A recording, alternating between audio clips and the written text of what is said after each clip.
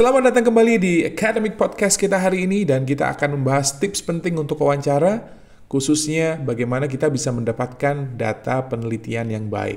Langsung saja, mari kita mulai. Tips yang pertama, sebelum wawancara, teman-teman bisa melakukan pilot interview. Pilot interview adalah bentuk latihan wawancara yang bertujuan untuk mendapatkan feedback yang berkaitan dengan topik serta metode wawancara. Nah, umpan balik yang dihasilkan dapat bersifat positif atau negatif.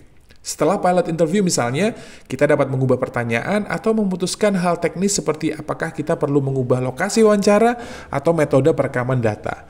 Nah, tips yang kedua, lakukan analisis dengan interpretasi yang baik. Data wawancara bukan hanya kata-kata harfiah yang disampaikan oleh responden ya, tapi juga termasuk asumsi, bias, dan pertanyaan wawancara. Wawancara dilakukan bersama antara responden dan pewawancara, sehingga fungsi analisis adalah memberikan bentuk konkret pada makna wawancara yang disebut sebagai interpretasi. Kalimat dalam wawancara merupakan data mentah nih, mirip dengan angka-angka yang dihasilkan dari tes kuantitatif gitu. Data mentah tidak memiliki makna, sehingga harus diinterpretasikan. Nah, Hitchcock dan Hughes misalnya tahun 95 mengajukan dua strategi utama untuk menganalisis data wawancara.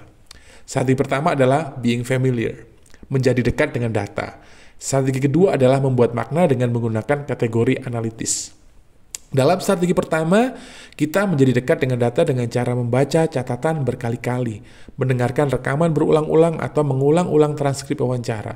Seiring kita menjadi dekat dengan data, perlahan-lahan kategori akan muncul dan menjadi jelas. Data akan kita dapatkan, kategorinya akan menjadi jelas. Nah, dalam strategi kedua, kita membuat kategori-kategori sebelum wawancara berlangsung.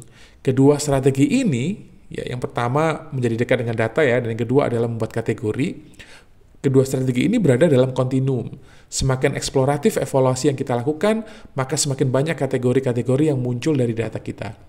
Nah, tips berikutnya adalah validasi data wawancara.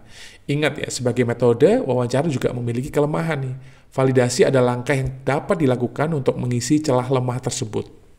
Hitchcock dan Hughes menyebut validasi wawancara sebagai pengecekan data yang melibatkan triangulasi dan wawancara ulang. Jadi dalam validasi itu ada dua hal yang bisa kita lakukan. Triangulasi yang pertama, yang kedua adalah wawancara ulang. Di dalam triangulasi, kita membandingkan dua sumber data atau lebih. Misalnya, wawancara dapat dilakukan beberapa kali dengan orang yang sama, dan peneliti bisa mengajukan beberapa pertanyaan yang sama. Jika responden cenderung mengatakan dengan hal yang sama, meskipun dalam bentuk yang berbeda mungkin ya, maka validitas data dapat dipastikan baik. Jika sebaliknya, validitas jawaban menjadi meragukan gitu. Nah, dalam wawancara ulang, tahapan yang kedua, setelah menyelesaikan interpretasi awal, kita bisa memberikan transkrip dan hasil interpretasi kepada orang yang kita wawancara, kepada responden. Kita bisa bertanya pada responden apakah mereka setuju dengan interpretasi kita. Kita bisa lebih lanjut menggali jawaban dari responden melalui tahapan ini. Nah, teman-teman, itulah beberapa tips penting dalam wawancara ya, dalam penelitian kuantitatif. Meskipun ada tips-tips yang lain. Semoga tips ini bermanfaat bagi teman-teman semua dalam menjalankan penelitian. Terima kasih sudah mendengarkan dan sampai jumpa di episode berikutnya. Kita ketemu lagi di Next Academic Podcast. Terima kasih.